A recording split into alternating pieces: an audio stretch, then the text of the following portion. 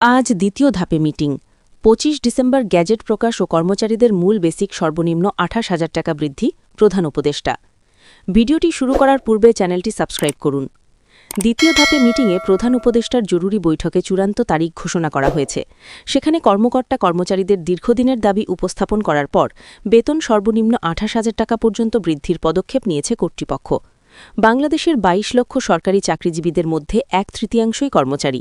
তাই কর্মচারীদের বেতন বৃদ্ধির জন্য তৎপরতা চালিয়ে যাচ্ছেন পে কমিশনের চেয়ারম্যান ও প্রধান উপদেষ্টা।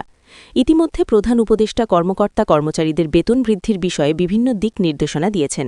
তিনি বলেন, আমরা যে গ্যাজেট প্রকাশের জন্য অর্থ উপদেষ্টা ও পে কমিশনকে নির্দেশ দিয়েছি, তারা দ্রুত একটি গ্যাজেট প্রকাশ করার মাধ্যমে সরকারি চাকরিজীবীদের বেতন বৃদ্ধি করবেন। আজ অর্থ উপদেষ্টা এক প্রেস ব্রিফিংয়ে বলেন যে কর্মচারীরা দীর্ঘ কয়েক বছর থেকে বেতন বৃদ্ধির জন্য আন্দোলন করে যাচ্ছেন। এছাড়াও ২০১৫ সালে যখন অষ্টম পে স্কেল বাস্তবায়ন করা হয়, তখন কর্মচারীদের মাঝে ব্যাপক বৈষম্য তৈরি হয়েছে।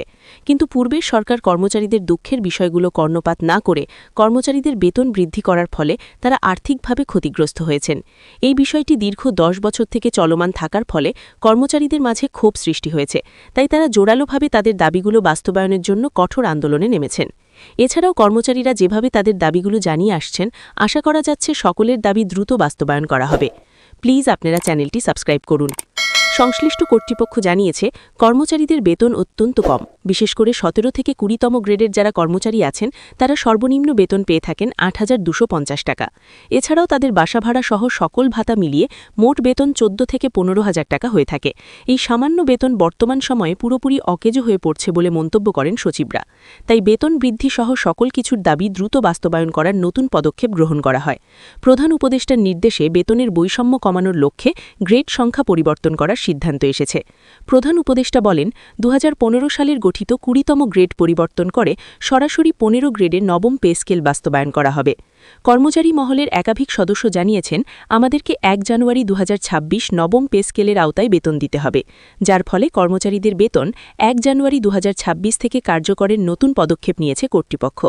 ইতিমধ্যেই কর্মচারী ফোরামের সদস্যদের দাবির ফলস্বরূপ সকল দাবি পূরণ করার প্রতিশ্রুতি দেয় কর্তৃপক্ষ। এই বিষয়গুলো বাস্তবায়ন করার জন্য পে কমিশনের চেয়ারম্যান প্রধান উপদেষ্টার কার্যালয়ে বৈঠকের আয়োজন করেছেন। আজ এই বৈঠক অনুষ্ঠিত হবে। এছাড়াও বৈঠকে সভাপতিত্ব করবেন প্রধান উপদেষ্টা এবং বৈঠকের মূল আলোচ্য ব্যক্তি থাকবেন অর্থ উপদেষ্টা। তার সিদ্ধান্তের উপর নির্ভর করে নবম পে স্কেল বাস্তবায়নের চূড়ান্ত সিদ্ধান্ত পাশ হবে বলে শতভাগ নিশ্চয়তা দিয়েছে পে কমিশন। পে কমিশনের চেয়ারম্যান সাবেক অর্থসচিব জাকির আহমেদ খান বলেছেন, আমাদের সকল কাজ শেষ হয়েছে। এখন যতটুকু কাজ বাকি রয়েছে সেগুলো অর্থ উপদেষ্টার সিদ্ধান্তের উপর ন্যস্ত করা হয়েছে। অর্থ উপদেষ্টার সিদ্ধান্ত পরবর্তী সরকারি চাকরিজীবীদের জীবন মানোন্নয়নে নতুন আলোড়ন সৃষ্টি করবে বলে মন্তব্য করেন সংশ্লিষ্ট মহল। যারা সরকারি চাকরিজীবী আছেন, তারা পরবর্তী আপডেট পেতে চ্যানেলটি সাবস্ক্রাইব করুন। ইতিমধ্যেই কর্মচারীরা প্রধান উপদেষ্টাকে স্বাগত জানিয়েছেন, কেননা অন্তর্বর্তীকালীন সরকারের প্রধান উপদেষ্টার সিদ্ধান্তের ফলে আজ নবম পে স্কেল বাস্তবায়ন ও অষ্টম বেতন স্কেল সংশোধন করা সম্ভব হয়েছে। তাই সরকারি চাকরিজীবীদের দীর্ঘদিনের আশার ফলস্বরূপ নবম পে স্কেল বাস্তবায়ন হওয়াকে ইতিবাচক মন্তব্য করেছেন অর্থনীতিবিদরা। এছাড়াও অর্থনীতিবিদরা বলেন, সরকারি চাকরিজীবীদের বেতন বৃদ্ধি না করা হলে তাদের অর্থনৈতিক সমস্যা বেড়েই চলবে। বাংলাদেশের অর্থনৈতিক অবস্থা বর্তমান সময়ে ভঙ্গুর হলেও অন্তর্বর্তীকালীন সরকারের নির্দেশে নবম পে স্কেল বাস্তবায়ন করা সহজ হয়ে দাঁড়িয়েছে। আজ বাংলাদেশের ১৪ লক্ষ সরকারি চাকরিজীবীরা আশা করে আছেন, ১ জানুয়ারি ২০২৬ থেকে পাবেন বেতন বৃদ্ধি ও নবম পে স্কেলের আওতায় নতুন বেতনের সুবিধা। এরই মধ্যে গতকাল সরকারি কর্মচারীদের নবম পে স্কেলের দাবিতে কর্মসূচি ঘোষণা স্থগিত করে শহীদ শরীফ ওসমান হাদির জন্য দোয়া করেছেন সরকারি কর্মচারীরা। শনিবার ১ জানুয়ারি থেকে নবম পে স্কেল বাস্তবায়নের দাবিতে বাংলাদেশ সরকারি কর্মচারী দাবি আদায় ঐক্য পরিষদ জাতীয় প্রেস ক্লাবের সংবাদ সম্মেলন ডাকে। তবে সেখানে কর্মসূচি ঘোষণা না করে হাদির জন্য দোয়া করা হয়। ঐক্য পরিষদের মুখ্য সমন্বয়ক ওয়ারেস আলীর সভাপতিত্বে ও সদস্য সচিব মাহমুদুল হাসানের সঞ্চালনায় এই সংবাদ সম্মেলন করা হয়।